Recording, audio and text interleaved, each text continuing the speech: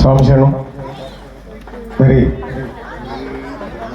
ఇటువంటి సన్మానాలకి గురువుగారిగా ఎప్పుడు కూడా నేను పొంగిపోను స్వామి. ఇటువంటి బయట పూజా కార్యక్రమాల్లో జరిగినా కూడా వాటన్నిటిని కూడా మా గురువు గారి పాదాలకు చెందాలని చెప్పిన ప్రతి పూజలో కూడా నేను చెప్తూనే ఉంటాను. కానీ మరి అలాంటిది ఈరోజు మా గురువు గారి చేతుల మీదుగా ఆ శాలు కప్పించుకోవడం నా యొక్క పునర్జన్మ సుకృతంగా భావిస్తూ ఎప్పుడు కూడా మా గురువు గారి ఆశీస్సులు ఇదే విధంగా మాపై ఉండాలని కోరుకుంటూ ఉన్నాయి. కాబట్టి 92 సంవత్సరాల వయసులో కూడా వచ్చి నా కోసం ఇంతసేపు కూర్చొని పూజా కార్యక్రమం చూస్తూ నన్ను ఆశీర్వదిస్తున్నారంటే ఇదే అండి గురు శిష్యుల బంధం అంటే. ఇలాగే ఉండాలి. చాలామంది గురుస్వాములు అంటూ ఉంటారు, మీ గురుస్వామి శిష్యుల బృందం స్వామి మీలాంటి గురువు గారు ఎవరికి దొరకరు.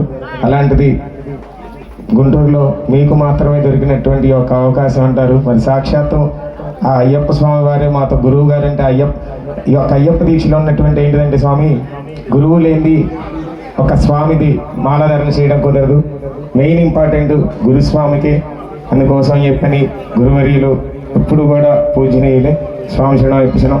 మరి మా గురువు గారికి మా అమ్మగారికి నా చేతుల మీదుగా చిరు సత్కారం. స్వామి శరణం.